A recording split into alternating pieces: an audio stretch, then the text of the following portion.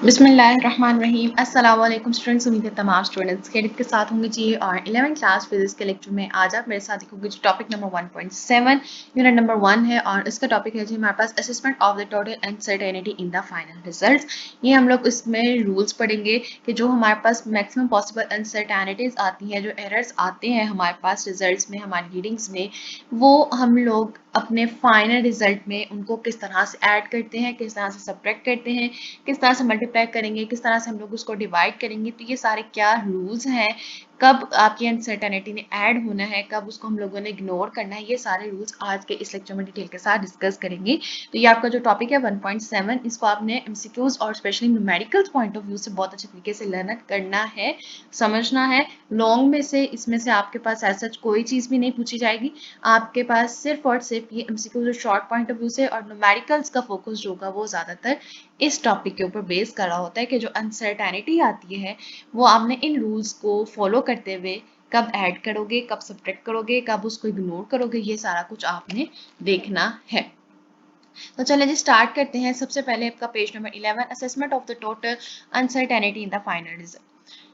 To assess the total uncertainty or error, it is necessary to evaluate the likely uncertainties in all the factors involved on that calculation. सबसे पहले एक चीज याद रखनी है कि uncertainty आपने अपने हर फैक्टर जो आपका इन्वॉल्व है मेजरमेंट में उसके साथ कैलकुलेट होनी चाहिए। वो अनसर्टेनिटी किसी एक क्वांटिटी की ना हो, किसी एक फैक्टर की ना हो, बल्कि उस मेजरमेंट में, उस कैलकुलेशन में जितने फैक्टर्स इन्वॉल्व हैं उन सब की अनसर्टेनिटी आपको पता हो।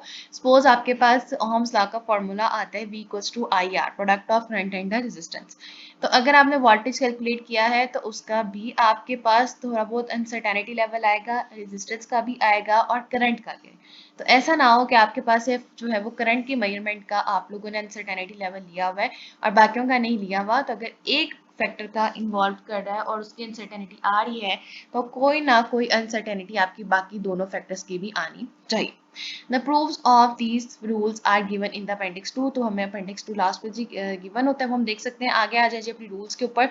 सबसे पहला रूल है फॉर एडिशन एंड सब्ट्रैक्शन। अगर आपकी अनसर्टेनिटी, आप वैल्यूज जो है वो आप ऐड या सब्ट्रैक्ट करो, तब आपने अनसर्टेनिटी को क्या करना है, तो अपनी ये लाइन हाईलाइट कर लें जी, एब्सोल्यूट अनसर्टेनिटीज आर रेडी। तो एक चीज याद रखें, वैल्यूज ऐड हो या सब्ट्रैक्ट हो, जो उसके रिलेटेड अनसर्टेनिटीज होंगी वो हमेशा ऐड होंगी। ठीक है, वैल्यू चाहे ऐड हो रही है या सब्ट्रैक्ट हो रही है, नीचे आपको एग्जांपल में भी पता चल जाएगा। नीचे एग्जांपल देखिए आपको क्या दी हुई, ये टॉपिक हम लोगों ने सिर्फ अच्छे तरीके से समझना है। तो जो चीज यहाँ लिखी है उसको हम लोगों ने रटा नहीं लगाना, याद नहीं करना अच्छे तरीके से, बल्कि उसे अच्छे तरीके से समझ लेना है, क्योंकि अगर आपको समझ आ जाएगी तो आप हर चीज को आगे फॉलो कर सकते हो।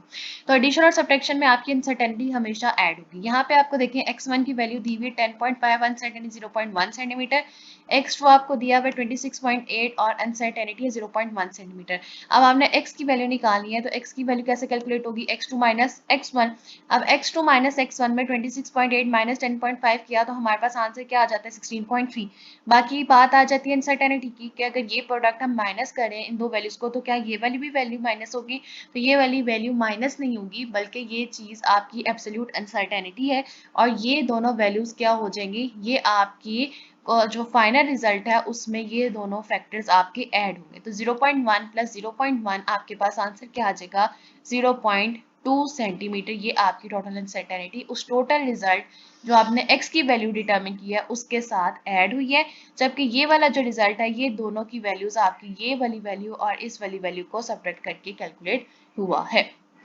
आगे देखें जी, आपके पास अगर मल्टीप्लिकेशन और डिवीजन में अनसर्टेनिटीज आती हैं तब आपने उसको कैसे डील करना है। तो एक चीज आपने याद रखनी है, परसेंटेज वाइज जो अनसर्टेनिटी आएगी वो हमेशा ऐड होगी। ठीक है, डिवीजन और मल्टीप्लिकेशन में भी हमारे पास परसेंटेज वाइज जो भी अनसर्टेनिटी होगी वो डिवाइड होगी। इसकी एग्जांपल देखें, v equals to I R, Ohm's law का उन्होंने फॉर्मूला दिया उसमें से आपने r की वैल्यू निकालनी है, तो v equals to I R होगा तो r की वैल्यू कैसे निकलेगी, r equals to v over i से।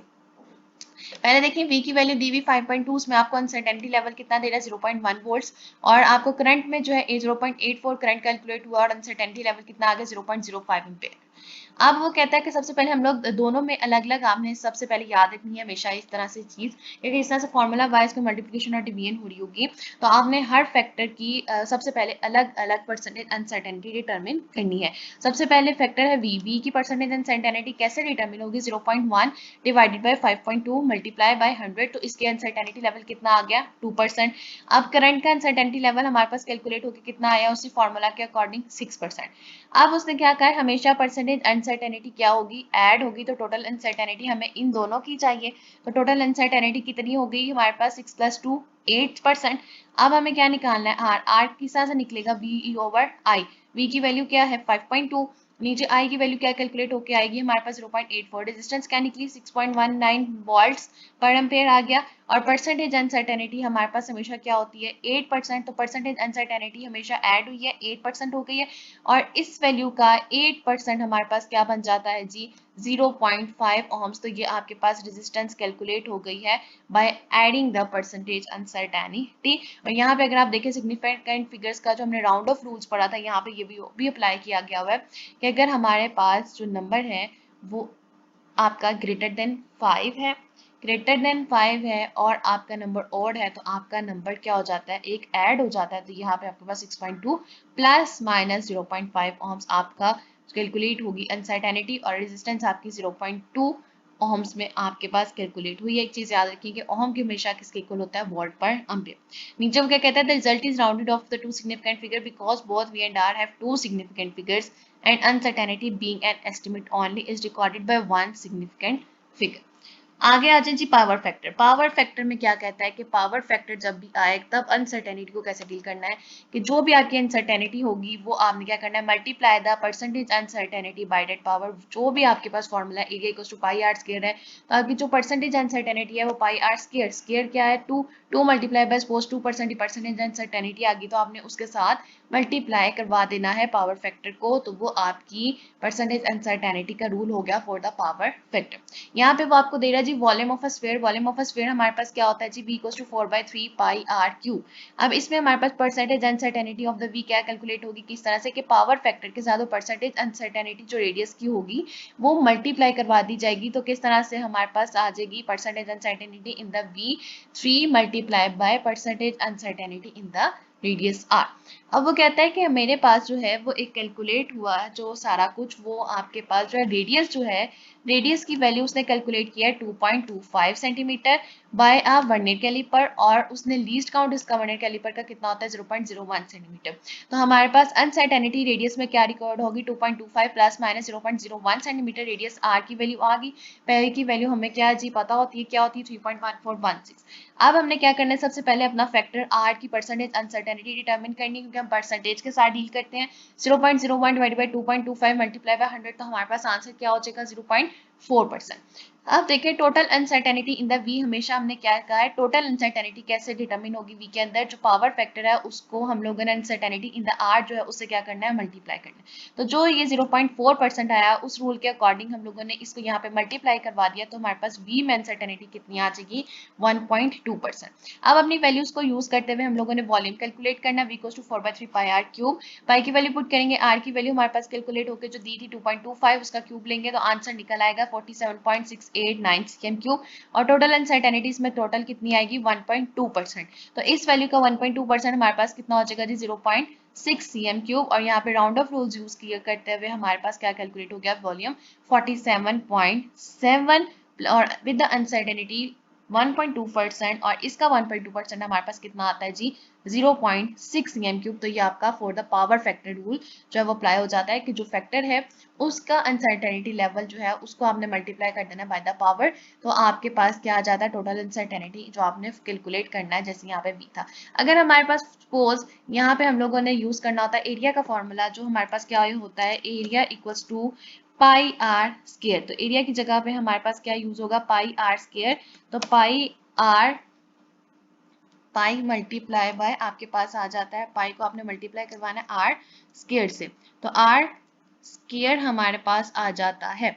अगर यहाँ पे मैंने सबसे पहले क्या करना था, आर की वैल्यू मेरे पास अगर आ जाती R equals to 2.1 cm cube, तो मेरे पास अनसर्टेनिटी इसकी कैसे डिटरमिन होनी थी, इसकी अनसर्टेनिटी सेम उसी तरह से, क्योंकि द वर्नियर कैलिपर हम डिटरमिन कर रहे हैं तो हमारे पास प्लस माइनस का रूल यूज करते हुए इसकी अनसर्टेनिटी किस तरह से कैलकुलेट होती है 0.01, तो 0.01 डिवाइडेड बाई 2.1 मल्टीप्लाई बाई 100 हमारे पास क्या आ गई अनसर्टेनिटी इन द आर। अब मैंने एरिया की अनसर्टेनिटी डिटरमिन करनी होगी तो क्या करेंगे, जो अनसर्टेनिटी आर की आई है उसको मैंने मल्टीप्लाई करवा देना है पावर फैक्टर 2 के साथ, तो मेरी uncertainty in the radius R calculate हो जाती है। फोर्थ पॉइंट पे आ जाते हैं, for the uncertainty in the average value of many measurements, कि आपने जब एवरेज लेना है किसी भी वैल्यू का तो उसका आपने अनसर्टेनिटी लेवल कैसे डिटरमिन करना है, उसके रूल्स आपको यहाँ दिए हुए हैं कि आपके पास find the average value of the measured value, जो आपने वैल्यू मेजर किया, सपोज मैंने वर्नियर कैलिपर से रेडियस मेजर किया, पहले मेरे पास आंसर आ गया 1.5, फिर आगे 2.5, फिर 3.5, फिर 7.5, 8.5, फिर 10.5, इस तरह से आ गया। अब हर वैल्यू में मेरे पास कोई ना कोई डेविएशन, कोई ना कोई अनसर्टेनिटी लेवल कैलकुलेट हुआ होगा उसके लीस्ट काउंट के अकॉर्डिंग, तो सबसे पहले एवरेज वैल्यू तो डिटरमिन करनी है, उसके साथ साथ उसका डेविएशन लेवल भी आपके पास कैलकुलेट होगा और उसका भी एवरेज लेंगे। तो जो मीन डेविएशन होगा वो आपके पास अनसर्टेनिटी होगी उस एवरेज वैल्यू की। किस तरह से, आपके पास एक माइक्रोमीटर स्क्रू गेज है, उसमें आपने डायमीटर मेजर किया, आपके पास टोटल ये वैल्यूज आई हैं, आपने इन वैल्यूज कितनी कैलकुलेट की है 1 2 3 4 5 6, इसका आप सबने ले लिया जी एवरेज। एवरेज कैसे लिखते हैं, sum of all the values divided by the total number of values. Total number of value से आपने इसको जब ऐड किया और उसके बाद डिवाइड कर दिया तो आपके पास एवरेज क्या आ गया 1.21। अब हर वैल्यू के साथ कोई ना कोई डेविएशन भी कैलकुलेट होगा जो हमने रिकॉर्ड किया होगा अपनी रीडिंग टेबल में, तो वो हमारे पास क्या था जी 0.01 0.01 0.02 0.02 0.01 और 0। तो इस चीज का भी हमने एवरेज उसी तरीके से लेना है, और जो ये एवरेज आपके पास आएगा ये आपके पास टोटल अनसर्टेनिटी लेवल इस वैल्यूज का हो जाएगा। तो आपके पास आंसर क्या हो जाएगा इसका 1.2 mm विद अनसर्टेनिटी लेवल, यानी प्लस माइनस 0.01 मिलीमीटर, तो ये आपका mean diameter with the deviation mean के साथ कैलकुलेट होके आएगा। लास्ट आपका स्टेप आ जाता है for the uncertainty in the timing experiment, कि अगर आपने कहीं से टाइम नोट किया है, मे बी कि अगर एक क्लॉक से आपने एक रूम में आपकी क्लॉक लगी है उस पर आपने कोई और टाइम नोट कर लिया, आगे जो किसी और रूम में लगी हुई है उसमें में भी कोई फर्क हो सकता है, वो आगे या पीछे भी हो सकती है, उस पर से टाइम कैलकुलेट किया तो आपके पास थोड़ा सा चेंज आया। तीसरे रूम में आपके जो क्लॉक लगी हुई है उसमें से आपने टाइम नोट किया, उसमें से आपका भी थोड़ा सा डिफरेंस आ गया, तो इस तरह के जो डिफरेंसेस है वो आपने कैसे डील करने हैं टाइमिंग एक्सपेरिमेंट में। कहता है uncertainty in the time period of, और ये आपका बहुत इंपॉर्टेंट पार्ट है, फिफ्थ पॉइंट, इसको बहुत अच्छे तरीके से समझिएगा। The uncertainty in the time period of a vibrating body is found by dividing the least count. कैसे फाइंड होगा time period uncertainty of a vibrating body, हमेशा किस तरह से डिटरमिन होगी, डिवाइड करते हैं जी हम लोग least count of the timing device by the number of vibrations. ठीक है, जो लीस्ट काउंट होगा, यहाँ पे स्टॉपवॉच की एग्जांपल आएगी, स्टॉपवॉच का लीस्ट काउंट होता है 0.1 सेकंड, आपने 9 क्लास के चैप्टर 1 में भी पढ़ा था ये। तो 0.1 सेकंड को टोटल नंबर ऑफ वाइब्रेशंस 30 40 जितनी भी कैलकुलेट हुई होंगी उससे मेरे पास क्या कैलकुलेट हो जाएगी अनसर्टेनिटी। और हमारे पास क्या कहता है, for example the time of the 30 vibrations of a simple pendulum recorded by stop watch accurate up to the 1/10 of the second is 54.6, तो the period is, the time period हमारे पास किस तरह से कैलकुलेट हो जाता है, 1/10 of a second is 154.6 second divided by total number of vibrations क्या आ गई 1.82 सेकंड्स। अनसर्टेनिटी किस तरह से कैलकुलेट होता है 0.1 सेकंड, यानी कि least count divided by total number of vibrations, total number of vibration 10 है, 20 30 40 50 ये आपको according to the numerical question में बताया होगा, तो ये आपकी क्या निकल आएगी टाइमिंग एक्सपेरिमेंट की अनसर्टेनिटी। तो टाइम पीरियड क्या कैलकुलेट हो गया 1.82 प्लस माइनस का साइन यूज करेंगे 0.003 सेकंड, तो ये आपके पास टाइम पीरियड कैलकुलेट हो गया। Hence it is advisable to count large number of the swings to reduce the timing uncertainty. Uncertainty reduce करने के लिए एक शॉर्ट क्वेश्चन आता है कि how to reduce timing uncertainty, तो बच्चों को कंफ्यूजन होती है कि ये पता नहीं कहाँ से क्वेश्चन आ गया, तो ये बिल्कुल यहाँ पे छोटी सी लाइन लिखी होती है कि हमेशा टाइमिंग अनसर्टेनिटी को रिड्यूस करने के लिए हमेशा कोशिश करनी चाहिए कि आपने ज्यादा से ज्यादा रीडिंग्स लेनी है, ज्यादा से ज्यादा number of readings, number of swings आपको कैलकुलेट करनी होगी। आगे आप देखें यहाँ पे आपको एक इन्फॉर्मेशन बॉक्स दिया है, moon time travel time of the light, कि लाइट जो है वो किस तरह से ट्रेवल करती है from moon to earth 1 minute and 20 seconds में, sun to earth 8 minute 20 seconds and Pluto to earth में 5 आवर्स 20 सेकंड। आगे आपके पास कुछ न्यूमेरिकल्स दिए हैं, वो भी आपके पास significant figures, round off rules और अनसर्टेनिटी रूल्स यूज करके आपने इसे कैलकुलेट करने हैं। यहाँ पे आपने क्या कैलकुलेट करना है, वॉल्यूम ऑफ अ शीट। तो वॉल्यूम ऑफ अ शीट हमेशा कैसे कैलकुलेट होता है, length into weight into height, ये आपने कैलकुलेट करना है, इसको मल्टीप्लाई करेंगे और यहाँ पे आपने यूज करना है अप्रोप्रिएट सिग्निफिकेंट डिजिट्स। मल्टीप्लाई करवाने के बाद आपके पास एक लंबा सा आंसर कैलकुलेट हो जाता है। आपने जी ऑलमोस्ट 2 या 3 सिग्निफिकेंट फिगर्स तक इसका आंसर रखेंगे, 3 फिगर्स तक रखेंगे तो आपके पास आंसर क्या हो जाएगा 7.15। अगर नंबर itself is 5, तो आपने क्या करना है 1 ऐड कर देना है, तो आपके पास आंसर आ जाएगा 7.15। अगला क्वेश्चन जो है वो भी आपके पास किस तरह से डील हो रहा है जी, कि आपने टोटल मास डिटरमिन करना। टोटल मास डिटरमिन करने के बाद आप सिग्निफिकेंट फिगर्स को यूज करोगे, क्योंकि उसने आपको पहले कह दी कि आपने न्यूमेरिकल्स में सिग्निफिकेंट फिगर्स को अप्रोप्रिएट यूज करना है। तो ये आपके पास एक लंबा सा आंसर आ जाएगा, और उसके बाद आपने सिग्निफिकेंट फिगर्स को यूज किया तो आपके पास क्या आंसर आ जाएगा 2.2 kg। इवन नंबर में हमारे पास चेंज नहीं होता। यहाँ पे आपको वो कहता है कैलकुलेट द वॉल्यूम वी भी कैलकुलेट करेंगे, सिलेंडर का और अनसर्टेनिटी लेवल भी डिटरमिन करेंगे। आपको पता है जी लीस्ट काउंट हमारे पास वर्नियर कैलिपर यूज हुआ, तो लीस्ट काउंट क्या होगा 0.01।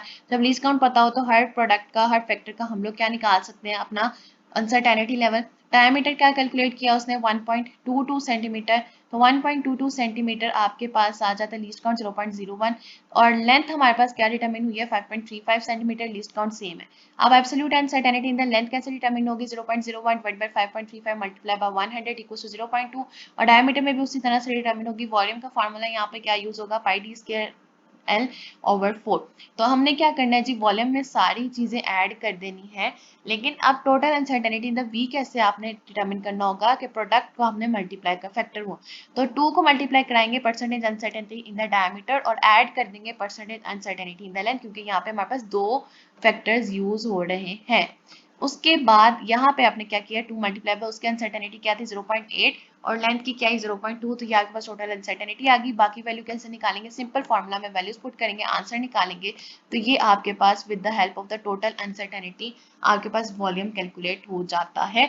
ये आपका आज का लेक्चर था जो आपका कंप्लीट हो गया। मुझे उम्मीद है कि आप लोग अच्छे तरीके से सारी चीजें जो समझ आ गई होगी। इनकेस कोई क्वेश्चन है कोई आइडिया तो आप लोग जरूर पूछ सकते हैं जी। और लास्ट में जाते हुए मेरी आपसे सिर्फ एक रिक्वेस्ट होती है कि अगर अभी तक आपने चैनल सब्सक्राइब नहीं किया तो काइंडली प्लीज जल्द से चैनल को सब्सक्राइब कर दें। वीडियो पसंद आए तो वीडियो को जरूर लाइक कीजिए और ज़्यादा से ज़्यादा शेयर कीजिए। Thank you.